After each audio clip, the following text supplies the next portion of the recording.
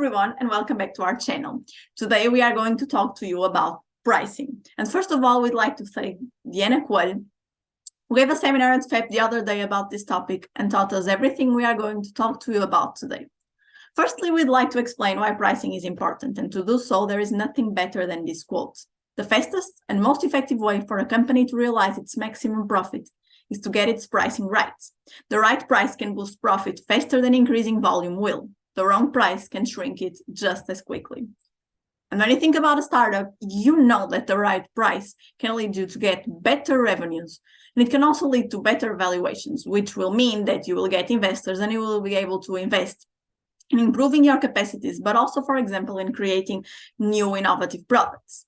And when we are talking about innovative products, there is no better product than the one of our practical example, Portugal Bugs. Portugal Bugs is a Portuguese startup founded in 2016, which produces and sells bug-based products such as pastas and snacks. And that is going to be our practical example for every concept we are going to talk to you about today.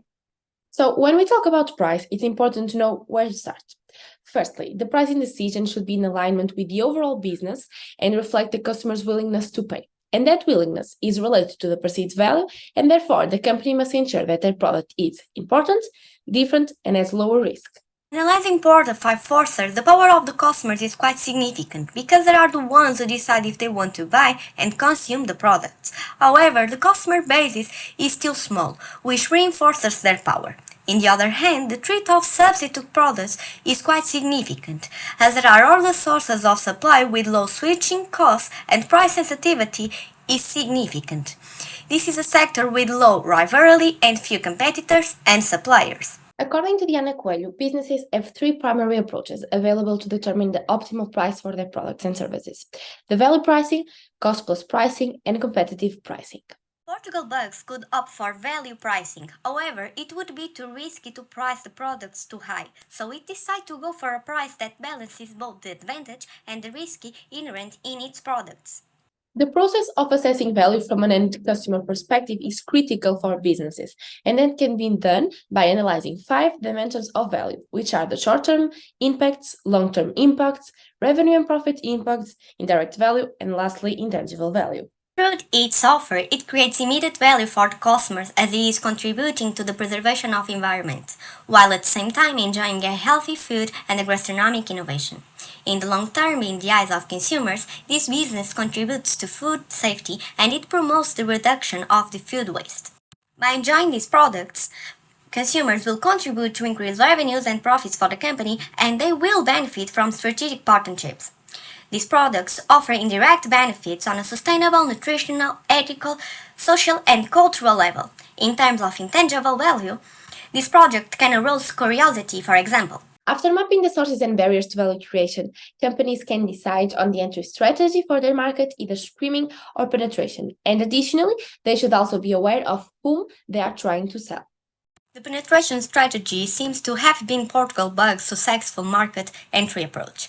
The startup sought to enter the market with competitive price and try to conquer the market. However, there are not many barriers for new competitors. Thus, the startup has been focusing on developing a limited product offering and adopting a reasonable pricing to attract customers in order to create a community effect.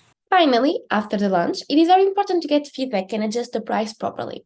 In order to do so, companies can use several tools such as key buying factors analysis and research, value maps, and economic value calculation. Continuous follow-up is required, which is asking for feedback from customers, analyzing competitor pricing, and adapting to customer desires. Besides pricing, another challenge startups face is financing. From the perspective of business startups, there are different factors behind the choice of financing they make. These include the size of the startup, as a bigger startup tends to rely more on debt, and its asset structure. Startups with less tangible assets were found to use less formal means. From the perspective of venture capitalists, they choose which startups to finance by looking at their financial ratios as a causal factor, since these ratios can be predictive of bankruptcy, especially profitability ratios. This supports the theory of organizational ecology, as weaker companies tend to disappear, emphasizing the survival of the fittest. Additionally, a study found that venture capital funding startups can be a way for startups to be able to get the financing they need and by signaling their quality. That's all we had planned for today. Don't forget to like and subscribe, and see you in our next video.